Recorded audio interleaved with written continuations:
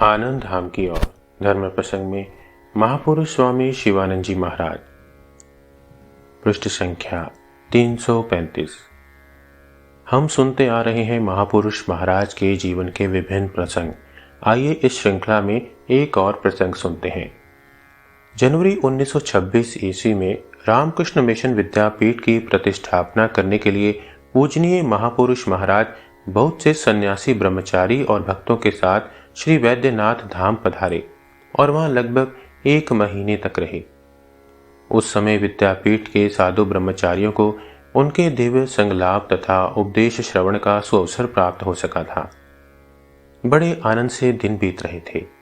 एक दिन अचानक ठंड लग जाने से महापुरुष जी को तेज जुकाम हुआ और श्वास का दौरा हो आया। इस समय एक सन्यासी एक दिन सवेरे जब प्रणाम करने गए तो देखा कि पीड़ा की अधिकता के कारण महापुरुष महाराज बात करने में बहुत कष्ट हो रहा है।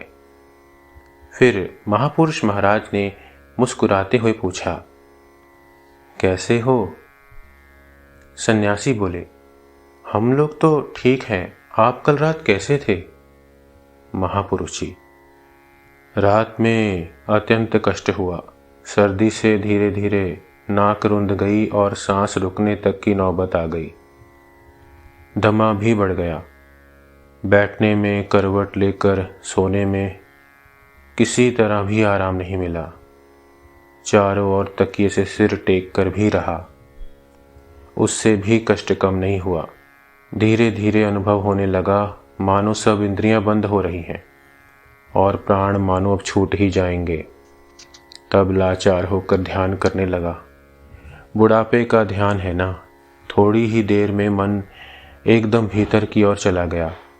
तब देखता हूँ ना कोई कष्ट है ना यंत्रणा, सब स्थिर और शांत हो गया। देखा बाहर का आंधी तूफान उससे स्पर्श तक नहीं कर सक रहा है।